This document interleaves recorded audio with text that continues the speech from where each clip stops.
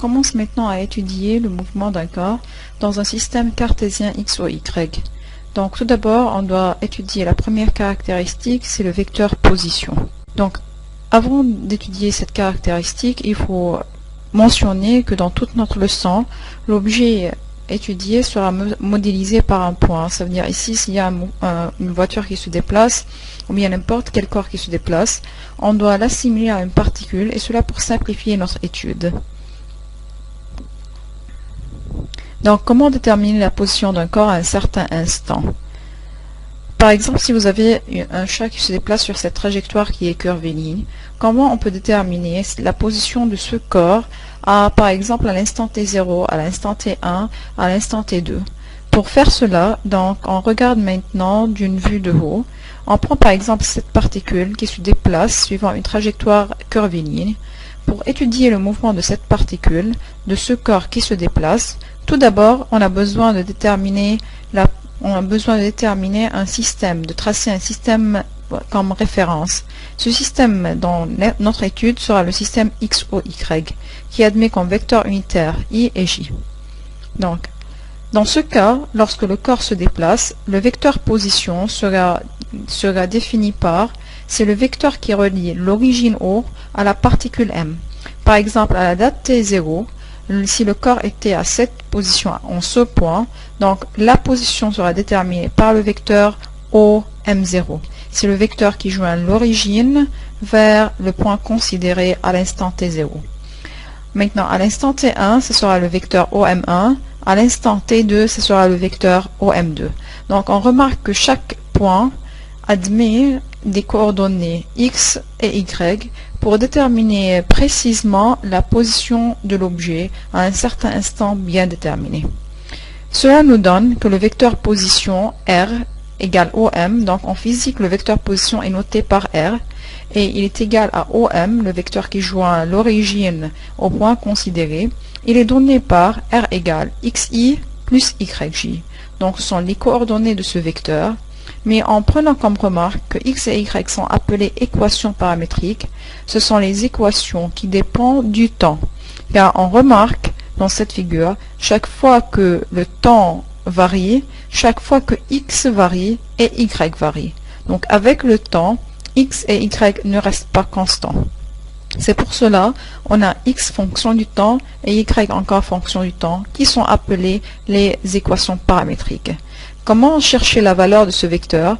Comme on a vu dans la partie différence entre scalaire et vecteur, pour déterminer la valeur de n'importe quel vecteur, donc OM égale radical x carré plus y carré.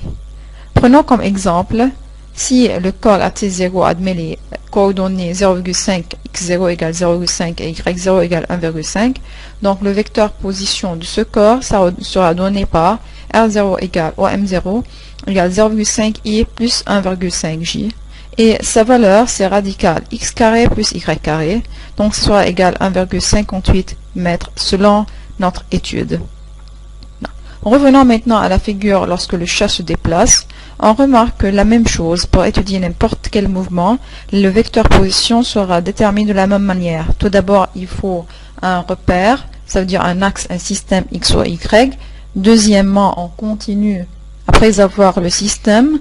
Donc, si par exemple on a besoin de déterminer les positions à T0, donc on remarque ici, à T0 c'est OM0, à T1 ce sera OM1, à T2 la position ça sera OM2 et etc. Si par exemple on doit représenter ou bien exprimer le vecteur OM1 en fonction de X et Y, ça veut dire écrire le vecteur position OM1, donc le vecteur position sera donné par les coordonnées de ce vecteur x1 et y1, donc OM1 égale x1i plus y1j. On a x1 c'est 2 et y1 c'est 2,5 dans cet exemple. On obtient dans ce cas le vecteur position R1. Pour déterminer sa valeur, donc la valeur sera donnée par OM1 égale radical 2 carré plus 2,5 au carré, donc c'est égal à 3,2 mètres. Donc, pour déterminer un vecteur position, le vecteur position c'est donné par xi plus yj, tel que x et y varient avec le temps. Au point M1 à la date T1, ça sera le vecteur position du chat, et etc. pour les autres positions. Vous avez ici une balle qui se déplace suivant un mouvement, si on remarque, suivant une trajectoire qui est curviligne. La question c'est déterminer, on doit déterminer la position, le vecteur position de cette balle durant ce mouvement. Tout d'abord, lorsqu'on dit position, je ne peux pas dire AT égale à 0 si par exemple je demande une personne quelle est la position de la balle AT égale à 0. On peut pas dire que la position c'est 2 mètres. Il y a ma fille la position est 2 mètres. La نفترض انه المسافة من الأرض لعند الكور هي 2 mètres, mais une personne qui entend que la position est 2 mètres ne sait rien. On a besoin d'une direction, ça veut dire on doit dire 2 mètres vers le haut, car ça peut être 2 mètres vers le haut, ça peut être 2 mètres vers la droite, vers la gauche, vers le bas, donc on ne sait pas. C'est pour cela, le mot 2 mètres n'est pas suffisant. On a besoin de dire 2 mètres avec une direction.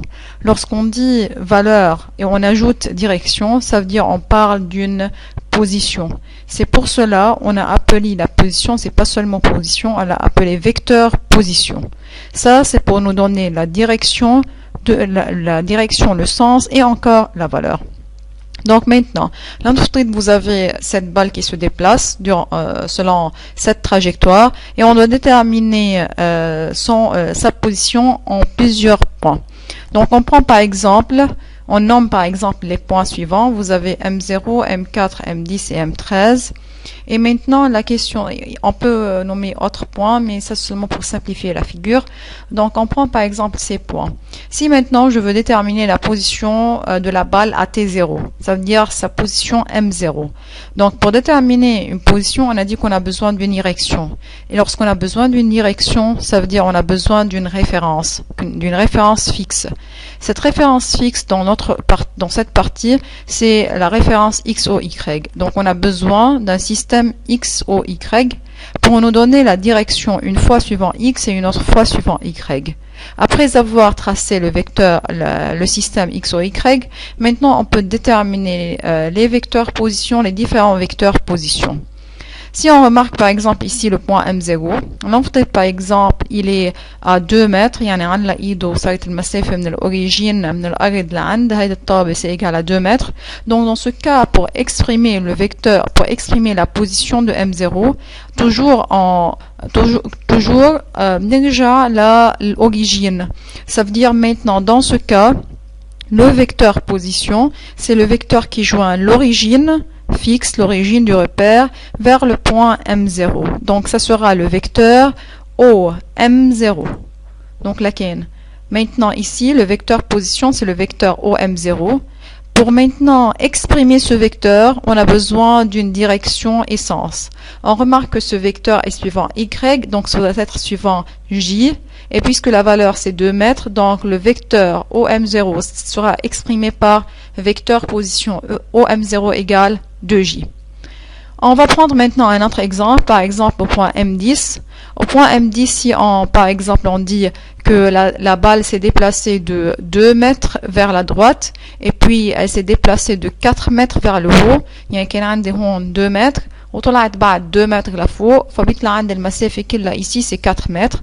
Donc dans ce cas, si on dit qu'elle s'est déplacée vers la droite 2 mètres et vers le haut de 4 mètres, donc ce sera le vecteur position sera toujours de l'origine, on trace le vecteur de l'origine vers le point considéré qui est M10. Donc dans ce cas, le vecteur position ça sera OM10.